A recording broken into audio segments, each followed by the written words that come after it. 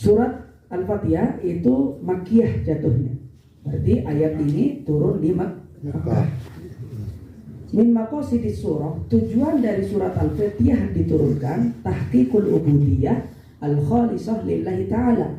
Tujuan Al-Fatihah diturunkan adalah untuk membuktikan diri kita itu menyembah Allah karena Allah Ta'ala, lillahi ta'ala, ikhlas karena Allah Ta'ala. Berarti ketika kita baca Al-Fatihah, orientasi kita itu benar-benar sedang pasrah sama Allah. Sedang pasrah sama Allah. Karena semua tentang tentang peribadahan di dalam surat Al-Fatihah itu ada istilah tauhid rububiyah, ada tauhid uluhiyah, ada tauhid asma wa sifat. Nah, jadi tujuan surat Al-Fatihah diturunkan untuk membuktikan orang itu sejauh mana dia beribadah sama Allah. Nah, tinggal kita nanti cross check sejauh mana dan sedalam mana kita ternyuh dan kita mendalami arti dari Al-Fatihah. Nanti kita cross check diri kita masing-masing ketika baca Al-Fatihah, baik itu sholat atau enggak sholat. Apakah kita pernah sampai menangis baca Al-Fatihah? Atau mungkin kalau yang lagi baper kan bisa pemudi-pemudi itu, remaji-remaji yang milenial itu kalau baca Ar-Rahman keren sekali. Kan pernah viral waktu itu baca Ar-Rahman. Ar-Rahman 'allamal Qur'an. Karena merdu. Ternyata surat Al-Fatihah itu fondasinya. Lalu di dalam tafsir, kenapa disebut surat Al-Fatihah? Karena li'iftitahi kitabillahi biha, sebagai pembuka kitab Al-Quran. Makanya disebut Al-Fatihah. Lalu kemudian tusamma umul Quran li'istimali ala maudu'atihi. Kenapa dinamain surat Al-Fatihah itu juga umul Quran, ibunya Quran? Karena dia menghimpun seluruh pembahasan Al-Quran. 30 juz itu ada semua di dalam surat Al-Fatihah. Oke. Sekarang kita masuk Bismillahirrahmanirrahim. Bismillahirrahmanirrahim satu-satunya surat di dalam Al-Quran 30 juz yang termasuk ayatnya itu cuma Al-Fatihah. Bismillahirrahmanirrahim. Sehingga nanti ada beberapa versi pendapat para qurra, pendapat para ulama yang bidang qiraah, bidang Al-Quran, itu mengatakan bahwa Quran itu baca Al-Fatihah itu wajib pakai bismillah. Ada juga yang nggak wajib pakai bismillah, tapi sebenarnya sama-sama wajib. Cuman ada yang jahar, ada yang sir. Nah, dua-duanya itu sudah dipraktikkan sama Nabi di saat Nabi masih hidup.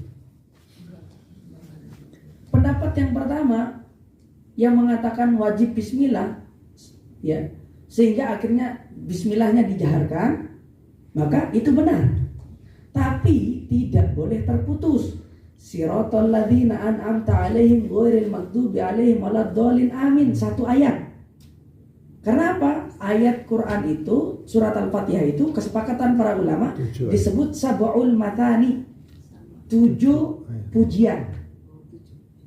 Makanya 7 ayat surat Al-Fatihah. 7 ayat. Sekarang kalau ternyata bismillahnya dibaca, karena dia termasuk ayat dan jahar dibaca, maka siratal ladzina an'amta 'alaihim ghairil maghdubi 'alaihim waladdallin, amin, sempurna, enggak boleh terputus. Pertanyaannya, ada kan di antara kita yang enggak cukup napasnya sampai 1 napas? Coba Mas Komandan baca siratal ladzina an'amta 'alaihim ghairil maghdubi alaihim waladdallin. Baca Al-Fatihah dulu. Bismillah, Al-Fatihah dulu. Al-Fatihah, monggo Mas Komandan. Prajuritnya Pak Sulis. Siratal ladzina an'amta 'alaihim ghairil maghdubi 'alaihim waladdallin. Yang serius, itu serius kalau jadi imam begitu? Kan nggak mungkin. Yang serius akan-akan lagi jadi imam. Baca Bismillahirrahmanirrahim sampai waladdallin. Bismillahirrahmanirrahim. Alhamdulillahirabbil alamin arrahmanir rahim maliki yaumiddin. Iyyaka na'budu wa iyyaka nasta'in ihdinas siratal mustaqim siratal ladzina an'amta 'alaihim ghairil maghdubi 'alaihim waladdallin. Oke, itu benar serius kalau jadi imam bacanya kayak begini. Tidak. Enggak. Pasti kepotong. Siratal ladzina an'amta 'alaihim ghairil maghdubi 'alaihim waladdallin. Kan begitu. Nah, kalau kepotong boleh, nggak apa-apa. Tapi ikut versi ulama yang kedua. Ulama versi yang kedua, bismillahnya sir. Cukup kita yang baca, cukup kita yang dengar. Alhamdulillahi rabbil alamin arrahmanir rahim maliki yaumiddin iyyaka na'budu wa iyyaka nasta'in ihdinas siratal mustaqim siratal ladzina an'amta 'alaihim ghairil maghdubi 'alaihim waladdallin. Amin. 7, sehingga kita nggak keluar dari seluruh pendapat para ulama bahwa Al-Fatihah itu 7 ayat. Saya dipahami? Oke. Bagaimana Ustaz kalau ternyata saya mau baca bismillah? Boleh. Tapi harus dipotong. Potongnya di mana? Jangan potong di ghairil maghdubi 'alaihim tadi. Karena hitungannya jadinya 8 ayat. Nanti potongnya ada potongnya. Bismillahirrahmanirrahim. Alhamdulillahi rabbil alamin. Arrahmanir rahim. Maliki yaumiddin. Iyyaka na'budu wa iyyaka nasta'in. Ihdinas siratal mustaqim siratal ladzina an'amta 'alaihim ghairil maghdubi 'alaihim. Di situ stop, nggak apa-apa kalau napasnya habis. Siratal ladzina an'amta 'alaihim ghairil maghdubi 'alaihim waladdallin. Itu yang sempurna. Kalau mau paling sempurna, siratal ladzina an'amta 'alaihim 1 ayat. Siratal ladzina an'amta 'alaihim ghairil maghdubi 'alaihim waladdallin. Sempurna 1 ayat. Tapi kan kita napasnya pendek. Siratal ladzina an'amta 'alaihim ghairil maghdubi 'alaihim. Stop di situ. Baru ulang. Ghairil maghdubi 'alaihim waladdallin. Baru itu namanya 7 ayat.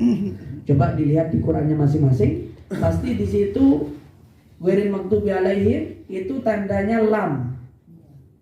Itu tandanya nggak boleh berhenti. Kenapa kok di sini? Karena Quran kita sama, Rasam Utsmani namanya, Pak. Nanti kalau jenengan buka riwayat Qurannya Waras beda lagi. Yang punya kitab Warasnya itu Qurannya Waras, riwayat Waras cuman Pak Ambar.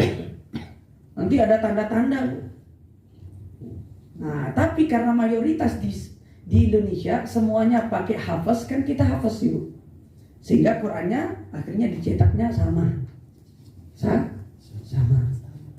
Dan sedangkan dari zaman Rasulullah SAW, sahabat itu yang dipercaya untuk nulis Quran, menghafal Quran, dan sebarin Quran cuma 7 sahabat waktu itu.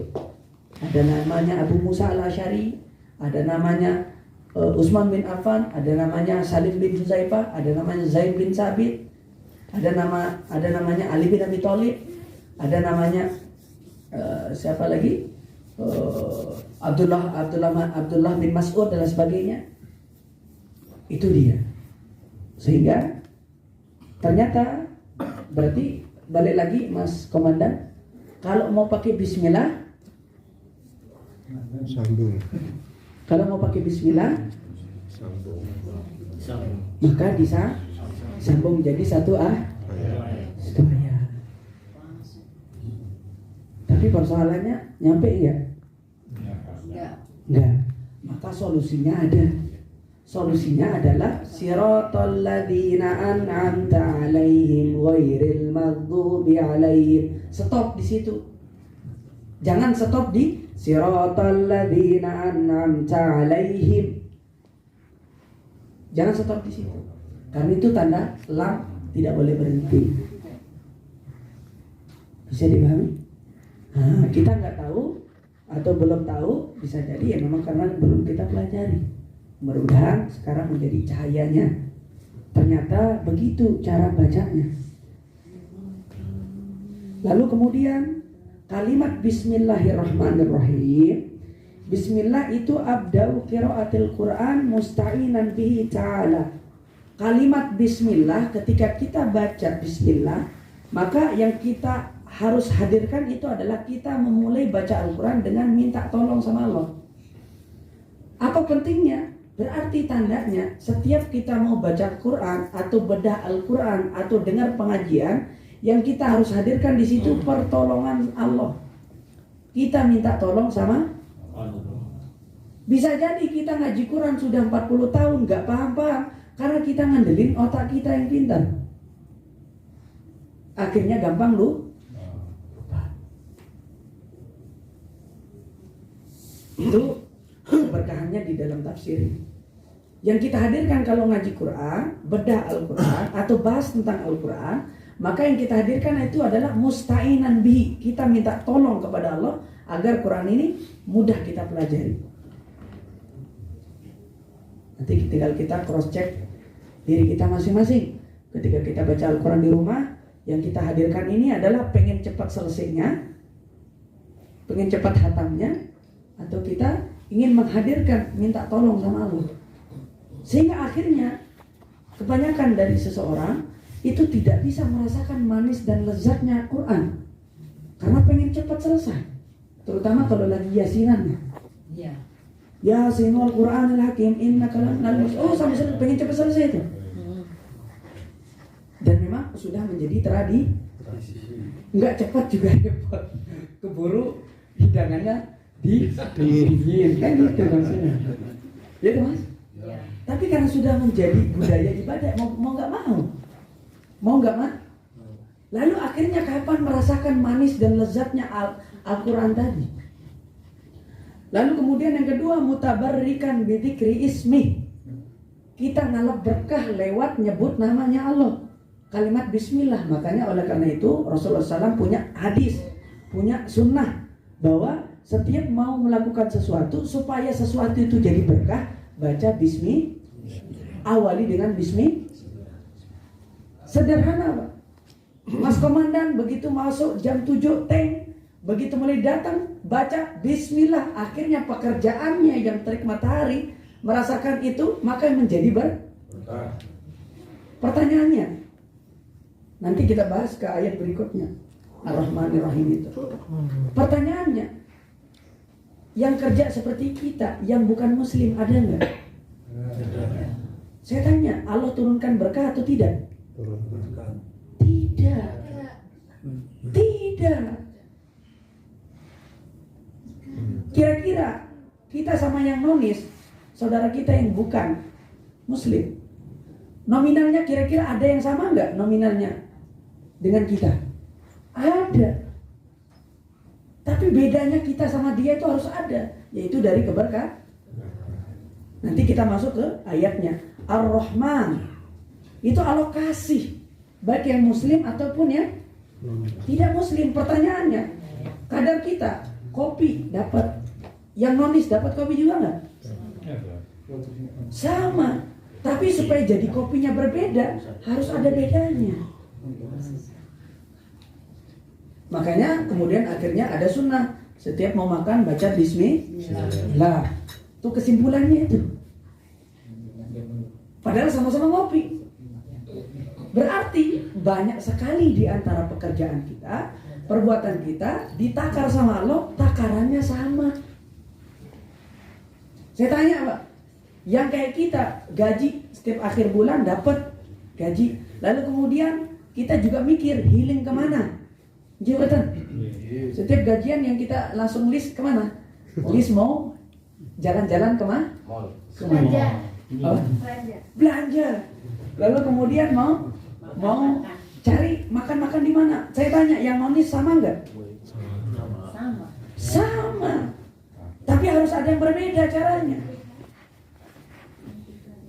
Harus ada yang berbeda supaya takarannya beda. Mungkin begitu jalan-jalan niatkan, hanya sekedar niat Mas.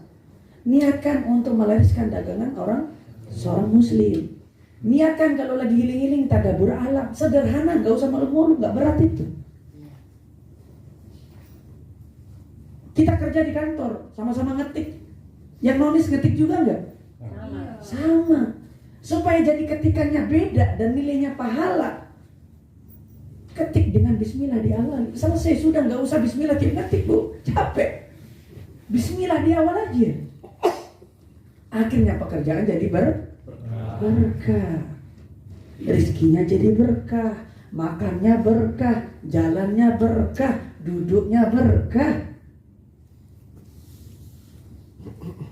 Itu bedanya itu. Lalu kita akan cross check diri kita nanti. Ar-Rahman ini Allah kasih muslim dan tidak muslim. Pertanyaan berikutnya, apakah ada di antara nikmat yang Allah berikan kepada kita takarannya sama seperti orang bukan Alhamdulillah min zalik, Pak. Nah itu dia. Karena mereka juga dikasih itu. Nah yang kedua baru Ar-Rahim. Ar-Rahim itu hanya khusus untuk orang mukmin. Nah sekarang baru dia kedetek itu. Apa itu arti Ar-Rahim? Ar-Rahim itu adalah dzur rahmah al-wasilah. Itu rahmat al-wasilah. Yang sampai rahmat itu nyantuh sampai ke hati. Menumbuhkan keimanan. Fahuwa yarham birahmatihi man nasya' min khalqihi wa minhumul mu'minun min ibadih. Khusus buat orang mukmin yang sehingga menjadikan dia taat untuk ibadah. Bekerja menjadi ibadah. Makanya saya bilang, saya tanya Mas, pernah dengarkan hadis kalau tabassumuka biwajhika sedekah, senyummu kepada saudaramu sedekah? Iya. Lah kan enak panjenengan praktekin itu terus. Setiap ada tamu datang senyum. Ini lagi ibadah. Ternyata pekerjaan kita jalur untuk masuk surga. Oh, enak sekali Pak kalau kita berpikir dengan cara begitu. Akhirnya apa? Kita tidak menganggap bahwa ini capek. Kata hadis Nabi SAW, la yadkhulul jannah, orang mukmin tidak boleh masuk surga hatta yukrim dhaifahu, sampai dia benar-benar memaksimalkan untuk memuliakan tamunya. Dan kita bekerja di situ. Ternyata orang akan masuk surga sampai dia menyempurnakan tamunya, melayani tamu. Nah kalau yang nggak punya tamu, berarti ternyata pintu surga di pekerjaan kita, khususnya yang di Loman ini, termasuk pintu surga yang sangat terbuka lebar. Akhirnya kita merasa bahwa ini jalan untuk semakin saya dekat dengan surga saya. Alhamdulillah. Makanya saya bilang kemarin ketika acara pesantren internasionalnya itu tingkat nasional, bahwa kita di pondok pesantren kita itu untuk mendorong ekonomi kreatif kita itu adalah hospitality. Jadi ini ada hadisnya Ibu, ada kurikulumnya, ada pembahasan hadis-hadisnya. Akhirnya dijadikan apa? Dijadikan bahan teori, dijadikan bahan kurikulum untuk bekerja. Alhamdulillah. Padahal kalau yang teman-teman yang di resepsionis diajar senyum gitu, bener gak? Ada kan materi senyum? Bener gak Mbak? Diajarin senyumnya yang membuat akhirnya tamu merasa betah, merasa senang. Kan ada pelajarannya itu. Ternyata itu jalur masuk surga. Akhirnya ternyata Ar-Rahim itu hanya khusus yang bisa merasakan adalah seorang mukmin nikmat itu, sehingga dia semakin merasa nikmat untuk taat ibadah sama Nah, sekarang kita bedah secara kesimpulan. Kalimat Bismillahirrahmanirrahim, yang pertama kita minta dengan kalimat ikhlas membuka kalimat Al-Quran itu untuk benar-benar mau beribadah sama Allah. Kita mengakui kita hanya beribadah sama Allah. Ar-Rahman itu Allah kasih rizki, maka jangan nggak boleh rizki kita sama kayak orang non muslim. Pertanyaannya berikutnya kayak tadi yang saya sampaikan, kira-kira ada nggak orang yang rezekinya sama kayak orang muslim, orang non muslim? Ada. Yang kalau pikirannya hanya orientasi dunia, gaji, habis itu untuk korupsi. Ada. Sehingga takarannya sama. Ar-Rahim itu hanya khusus untuk orang mukmin yang dikasih nikmat. Sehingga sekecil apapun tentang ibadah kepada Allah, berbuat sama Allah, maka meningkatkan dirinya untuk ibadah. Itu nikmat Ar-Rahim namanya. Saya bilang tadi, kalau ternyata senyum tadi ini dianggap sedekah dan kita praktekin, akhirnya pekerjaan tadi tidak dirasa bekerja. Tidak dirasa bekerja. Karena itu adalah ibadah. Kalau seandainya kita ngetik di dalam suatu perusahaan, kita ngetik bacaan tulisan kita itu kemudian diketik, dikumpulin jadi suatu file, difotokopi, dibaca oleh banyak orang, dapat ilmu di situ, dapat arahan di situ, jadi ibadah nggak? Jadi ibadah begitu dimulai dengan kalimat Bismillahirrahmanirrahim. Sederhana tapi luas manfaatnya. Cuman kitanya aja yang nggak mau ambil kesempatan itu. Coba masak, makan, melayani itu Bismillahirrahmanirrahim. Jadi ibadah. Setiap kunyahannya, setiap dimakan jadi sel darah, jadi kekuatan, jadi ibadah. Luar biasa kalau kita berpikir akhirnya tentang ibadah sama Allah, luas. Hanya gara-gara Bismillah. Ternyata dengan kalimat Bismillahirrahmanirrahim dalam surat Al-Fatihah tadi, itu Allah ingin membuka bahwasanya seorang mukmin sedang dikasih kenikmatan yang begitu luas oleh Allah Subhanahu wa taala. Alhamdulillahirabbil alamin. Segala puji bagi Allah, Tuhan semesta alam. Apa arti alhamdu? At-tanaul kamil. Ketika kita mengucapkan alhamdu, maka itu untuk kesempurnaan tentang pujian kita sama Allah. Artinya apa? Kalau benar-benar mau merasa muji sama Allah, misalnya ini Pak, kan tadi Bismillah ya, untuk apa? Membuktikan diri kita itu seorang hamba. Sekarang kita lagi minum kopi, supaya kita benar-benar sempurna menikmati nikmat kopi ini, baca alhamdulillah.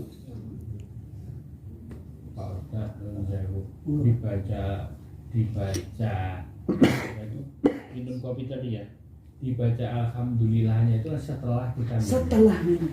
Selesai semua.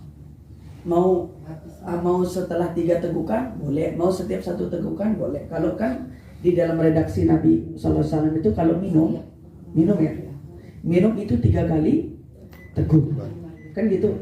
Diawali Bismillah, pakai tangan kanan, ditutup dengan alhamdulillah. Maka tadi kan saya bilang pengawalan kita ketika kita mulai ngetik ucap Bismillah. Begitu selesai ngetik ucap alhamdulillah, jadi sempurna niat nikmat yang Allah telah berikan selama kita ngetik tadi. Akhirnya tulisannya diterketik, diprint, kemudian dibaca banyak orang, jadilah nikmat sempurna. At-tanaul kamil. Kita benar-benar menikmati nikmat itu dengan sempurna. Pertanyaannya, banyak enggak dari semua nikmat Allah yang Allah berikan kepada kita nggak nikmati? Banyak sekali, Pak. Apalagi kalau lagi demam, pegang Harley. Mas komandan dikasih rezeki sama Allah pegang Harley. Pertanyaannya, jalan serasa milik sendiri atau milik bersama? Iya kan? Benar nggak mas komandan? Sehingga artinya apa? Kita benar-benar ingin menyempurnakan nikmat yang kita rasakan itu. Ternyata dari kehidupan kita selama ini, Masih banyak nikmat-nikmat yang Allah berikan kepada kita, tapi kita nggak merasakan itu nikmat. Kita menganggap nikmat itu adalah yang kalau berwujud uang, berwujud harta. Sehingga Allah ingin melihat diri kita bahwa semua akan menjadi ibadah. Sempurna ibadahmu, kata Allah SWT, ucap dengan kalimat alhamdulillah setelah kamu mulai dengan bismillah.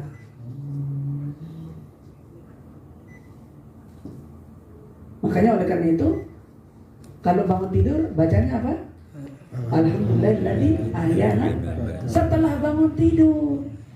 Padahal pas mau tidur bacanya apa? Bismillah. Bismillah. Semua.